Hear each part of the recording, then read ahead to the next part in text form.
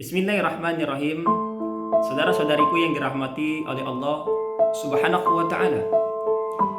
Sering kita bertanya kepada diri kita, kapan munculnya generasi Rabbani? Kapan munculnya generasi khairu ummah, generasi umat terbaik? Sebenarnya Allah Subhanahu wa ta'ala telah berjanji, kuntum khairu ummah ukhrijat linnas ta'muruna bil ma'ruf wa tanhauna 'anil munkar wa tu'minu billah. Sesungguhnya kita sudah Allah ciptakan menjadi umat yang terbaik. Cuma terkadang kita rugi karena kita tidak bersatu, sehingga mudahnya kita dijajah oleh Jepang yang 3,5 tahun, oleh Belanda 350 tahun. Karena itu hari ini pun teman-teman sekalian, kita sedang dijajah. Bukan dijajah karena orang Belanda, bukan dijajah oleh orang Jepang, tapi dijajah oleh Twitter, BBM, WhatsApp, Instagram, Facebook, dan lain sebagainya. Itulah yang menjajah generasi remaja pemuda kita, sehingga otaknya pun terjajah oleh orang-orang kafir Yahudi laknatullah alaihim.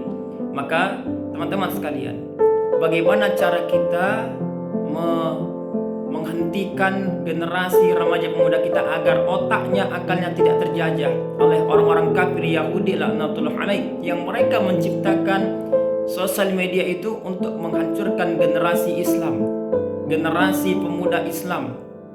Caranya adalah kalau mereka nonton video, maka tontonlah video kajian-kajian Islami. Ustadz Abu Somad, Ustadz Al-Hidayat, Ustadz Firanda, Ustadz Khalid Basalamah, dan Ustadz-Ustadz lainnya. Kalau mereka nonton Instagram, Telegram, Facebook, dan lain sebagainya, maka bukalah video-video, gambar-gambar yang baik-baik. Boleh generasi pemuda kita nonton TV, tidak salah. Tapi nontonlah TV yang isinya kajian-kajian Islam. Boleh remaja pemuda kita atau anak-anak muslim-muslimah kita menonton YouTube, tapi tontonlah tontonan yang menuntun, bukan tuntunan menjadi tontonan. Hari ini teman-teman sekalian, hari ini saudara-saudariku yang dirahmati oleh Allah Subhanahu wa taala, kebanyakan hari ini adalah tuntunan menjadi tontonan, tontonan menjadi tuntunan. Apa contohnya? Misalnya YouTube yang sedang beredar, aliran-aliran sesat, tontonan menjadi tuntunan. Artis-artis Korea yang membuka aurat, yang berzina, dan lain sebagainya, itu tontonan tapi menjadi tuntunan anak remaja pemuda kita. Na'udzubillah min zalik. Rasulullah SAW pernah menegaskan kepada kita sebagai seorang laki-laki, sebagai seorang ayah dan sebagai seorang bapak. Rasulullah mengatakan, la yadkhulul jannah dayyus, tidak akan pernah masuk ke dalam surganya Allah Subhanahu wa ta'ala seorang dayus.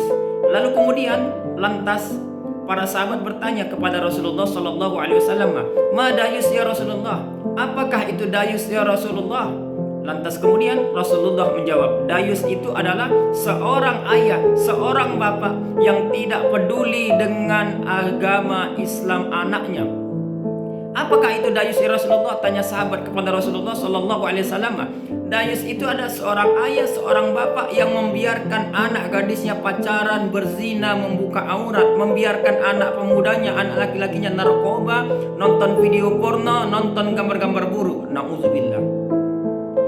Teman-teman, saudara-saudariku yang dirahmati oleh Allah Subhanahu wa taala, terkhusus kepada seluruh bapak dan ayah di mana saja, seluruh ayah dan bapak muslim di mana saja, seluruh ayah dan bapak yang beriman kepada Allah Subhanahu wa taala, jaga anak-anak kita, pelihara anak-anak kita, jaga pelihara diri kita dan keluarga kita serta anak kita.